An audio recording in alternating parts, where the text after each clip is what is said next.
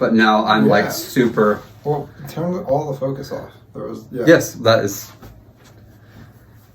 It'll change. Like if I did this, it'll change. So this is fun, I think. Actually, yeah, that's what I was thinking. Start off the video with just bickering about the focus.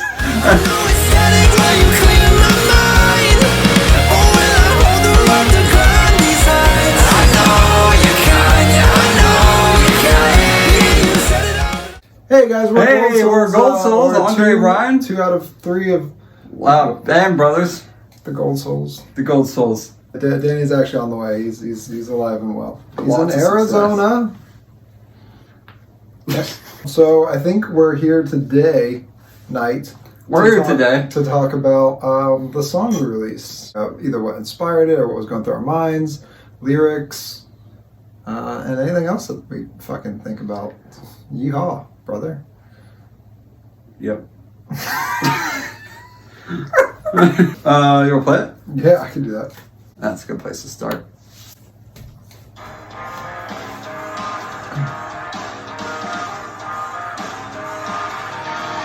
First off, I can't even remember if Danny sent me it starting like that. I feel like it was just like he just sent me it was like some guitar in the beginning, and then the drums like just and came in. But like I remember I put in like an effect on there, and then also some crazy producer shit. I like took a guitar from like later. I like raised it up like 12 octaves, and then put it in the background, like spread it. It was like crazy sound. Oh, I thought Austin did the intro on this. No. Yeah, it was crazy. He did the outro. He did the outro.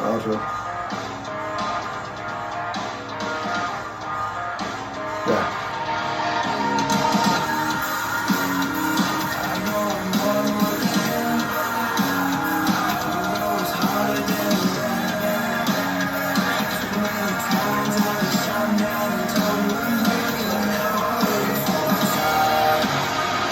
So a lot of people might be kind of confused if they're like just listening to the beginning of that song trying to follow the lyrics, and it's because I put like the first half, like the lyrics actually go like the background says like some lyrics, and then the lead vocal says some lyrics, background and lead vocal, which I was kind of afraid to do at first because it's just like really like random, abstract. Yeah, and you can't really hear the background vocals, but I didn't realize what it was. That's why I read the lyrics. So I was like, oh, that's what it says. Yeah, it all forms a perfect sentence, but like not that you can't hear the background vocals, you definitely hear them, but they're not very like understandable. But it's just like it's the way I heard it. I don't know, and I was like, oh, fuck it. So yeah, I mean, it was always kind of like incoherent, but it also kind of just worked. So I was like, I'm like, even in the demo, I remember being like, oh, it's kind of like, but I think everyone was just like down for it. Like it would have sounded weird if it wasn't there. I feel like, or just too basic. Yeah, so I was reading the lyrics too, and it was like, actually, yeah, I'll just like kind of say one word, and then, I know I'm more than worth it. And then in the background, it just like screams you, and it's like, you know it's harder than it. It seems. And then seems in the background. I don't hear it again. But yeah, I know I'm more than worth it. You know it's harder than it seems. Too many times I've been shot down, told to agree. Just kind of talking about like just sort of being like told like sit down and shut up, and just sort of like getting over that and overcoming that. And yeah, I don't think anyone likes to be told to sit down and shut up. But I think too many of us like put up with it. Accept it, yeah. Yeah, fuck all that. I clearly, this is a deciding moment in my life. And I always forget by the time the songs are mixed and mastered, I forget like who wrote what oftentimes. But I remember for this one, Danny, as with all the songs on this first project, Danny made the bass demo, sent it to us. And sometimes he would send us like a minute's worth of demo, or like it might just be like intro, verse, chorus or something. That's what like I feel like a fair amount of these were. And then Andre and I would like kind of cut out certain parts that were unnecessary. Yeah, we would like cut out certain parts, extend certain parts, replicate it, and then we'd like write vocals to it, and then we'd send it back to Danny. He'd be like, "What the fuck did you guys do to the song?" I feel like this was one of them. And normally for a lot of these songs, the way Andrew and I started writing vocals for it is we'll just take the demo after we kind of have it arranged in a way we like, and we'll kind of just have the mic on, and we'll just bullshit any like melody ideas that come to head, and I'll do it, he'll do it, I'll do it, he'll do it, and then we'll kind of be like, okay, this is cool here, and then once we kind of find out what melody parts we like, then we'll write the lyrics to it. But I often forget who wrote what lyrics, and I feel like you wrote a large part of the lyrics on this one. I think I definitely took the stronghold on this song, which definitely doesn't go for every song, but on this one in particular I did. I think we wrote the melodies and you took it into the studio and probably finished the lyrics while you were in the booth. I remember specifically you wrote, I know the static, will you clear my mind? Yeah, I remember that. Or do I hold the rope to climb these sides? Yeah, I remember you wrote that part. I know you're kind, And then I did that second half. Yeah, you said it all, but I'm better now. I don't need to keep. And I remember that came in my mind. I just wanted like some momentum at the end, and I was like, da da da da da da da. I was like, oh, that's fire. So then like, sort of filling in the gaps that align with like how I'm feeling with the song at the time. That's how I write a lot. Let's play that part.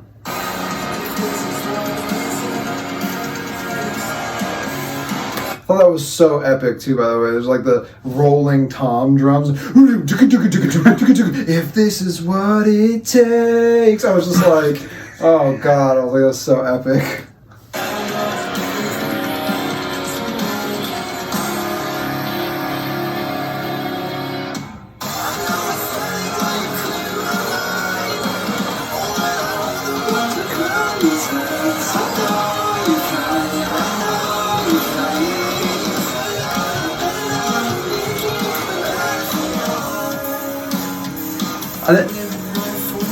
I think that part, I know the static, will you clear my mind, or do I hold the rope to climb these heights? I like the way I originally intended for what that to mean, like might not even come through with the way it's sung, but it's kind of saying like your brain's foggy, will you clear my mind? Like, do you have what it takes to like fix what's going on here? Or do I hold the rope to climb these heights? Like, do I have what it takes to get myself out of this hole? It's kind of what the first part of that chorus is about. And the song is kind of about someone, is like telling you sit down, shut up. And so it's kind of like leaving that person, that relationship that you find comfort in, but it's also like, do I have what am I the one that can answer this, or are you the one that can answer this? And I feel like when you're in those relationships that hold you back, you often think that person holds the answer for you, but maybe it's you, and I think that's kind of what the song is going on about. It's almost like realizing that you have the power and the ability to, you have what it takes to make it through on your own. You don't really need anybody, but we often find like comfort in it, and we look for answers in other people and things sometimes in terms of like addiction and stuff like that, but that's not really where we find it. It's always in ourselves. So and it's like the second half of that chorus, you've said it all, but I'm better now. I don't need to keep coming back for more. It's like the realization of like, you know what, I've heard this before, which is why the line before that is I know you're kind, but it's like, right. It's like, so I've seen this before, you've said everything, and I've remembered, I just remembered, I don't need you, I don't need this, I'm done with this, and just to your line, like, I've got the rope to get out of here, and I'm gonna take that. I've got what it takes. Yeah.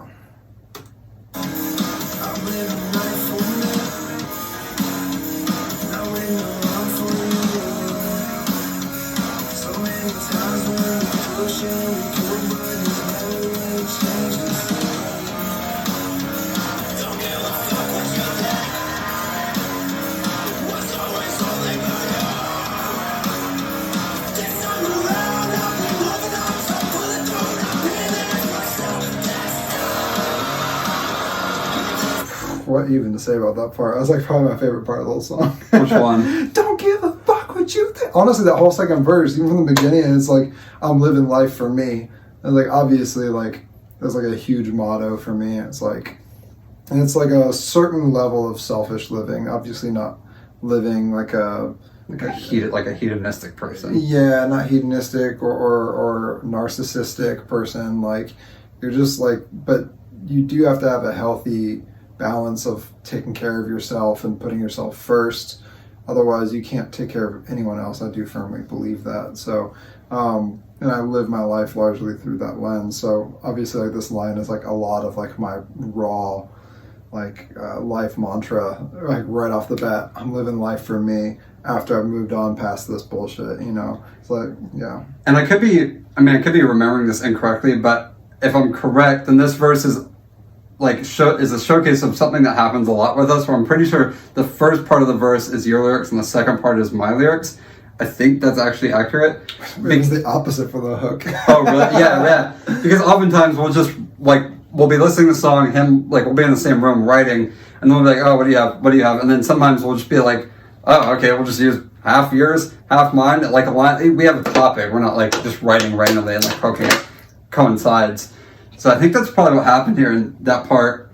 Don't give a fuck what you think was always only about you. I remember writing that one. Oh, really? Yeah, and I think I was also around the time we wrote this whole project, I was going through a breakup, so I was just... Ryan had the big angsty boy energy. Coming through a lot in this record, so don't give a fuck what you think was always only about you. It's like, you know, looking on it in hindsight, it's like, oh, that's how I was feeling. I was like, shit, everything was only about you. Like, you never really, like, looking out for me. You never really wanted my success, and that's kind of what, you know, what the song's about.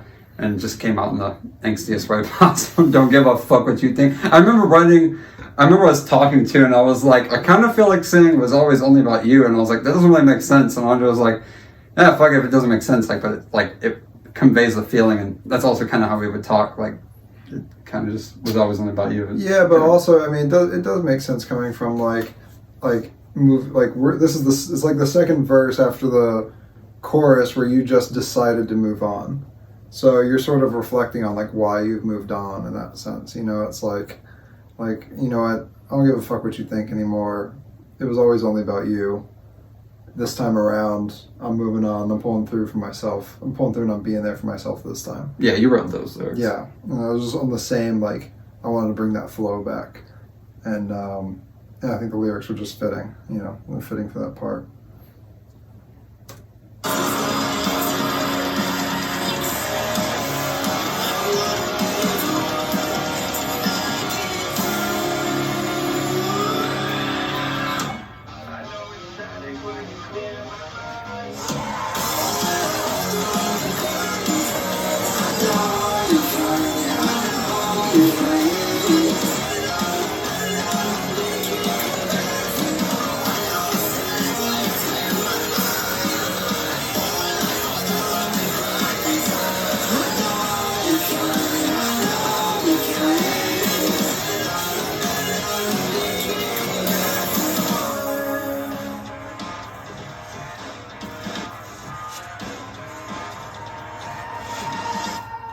First, love that outro. Yeah, that whole outro, everything about that outro is like, shout out to Oscar Coop on making that outro out of nothing. He just like, yeah, it kind of just ended. The song kind of just ended before, like at the end of the chorus. And yeah, and then we gave it to Austin, and he like sort of like flipped this like nice little. It was the intro, but he put it at the outro and put a lot of like glitch effects on it and stuff like that, and then reversed my vocals going into the very end. It was just like really cool. Yeah, and like we didn't hear it till we got the mix back, and I think everyone was just like, "Oh yeah, this is sick. This is good." Like I don't think anyone had anything to say about it. We're just like, this is perfect. Yep, this is how it should have ended." Like there was a couple of those moments when we were getting the tracks back from mixing where it was like, "Oh, like this is how it should be." Yeah. Like, it was funny. Yeah, Austin definitely put the cherry on top for a lot of it in the icing. And then the second chorus at the end there, the screams in the background. Oh yeah, that's like one of my favorite parts. And you might not notice it if you listen. I don't know if you're just passively. Yeah, if you're just listening casually. But like on that chorus, that second part of the second chorus, it's just like death metal high screams like in the background. Let's see.